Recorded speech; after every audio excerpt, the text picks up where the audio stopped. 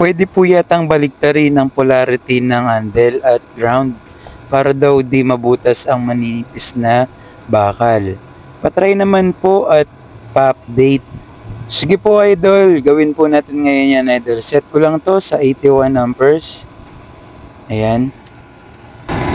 Yan mga idol, gawin natin yung pinapakisuyo ni idol.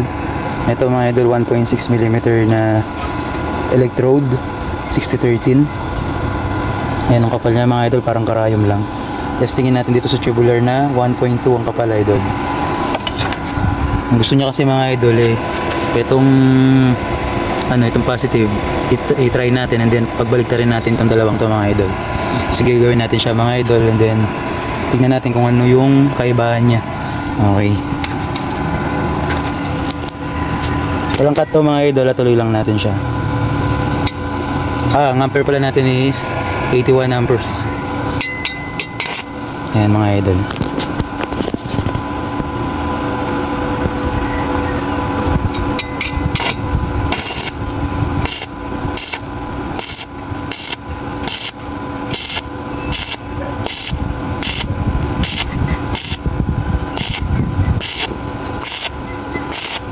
Ayan mga idol, check natin.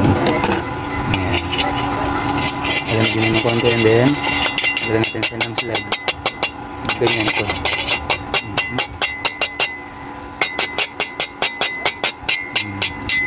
Ayan. Try natin siyang pagbaliktarin mga idol. Ayan.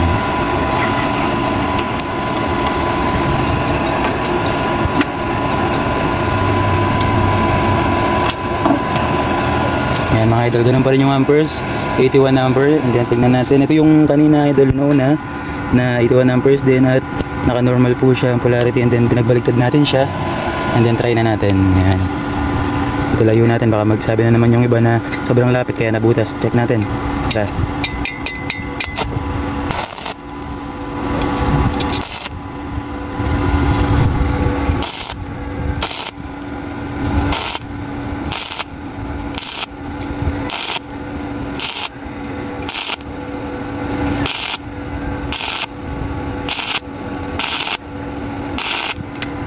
Ayun. Ako mas mainit ito, ang tagal ng pagkaka-red niya. Tingnan natin. Kung napansin nyo mga idol. Ayan, check natin.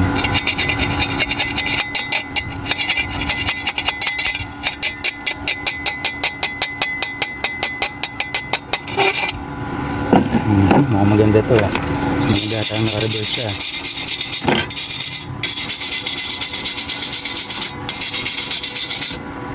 Ayan mga idol, pili na lang po kayo kung ano yung gusto nyong setup.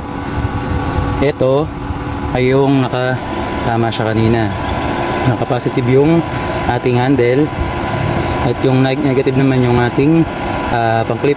Ito yung earth ground natin, ito nung magkapalit. Ngayon naman ito yung nagbaliktad natin, ito yung kinalabasan nya.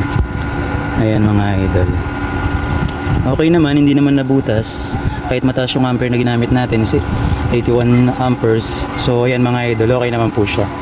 Ayan, basta gagamit lamang po kayo mga idol nito kung sakali man gusto nyo nito, 1.6 mm na electrode. Ayan mga idol, kung gusto nyo bumili nito idol, lalagay ko yung link dyan, kayo nang bahala kung gusto nyo mag order.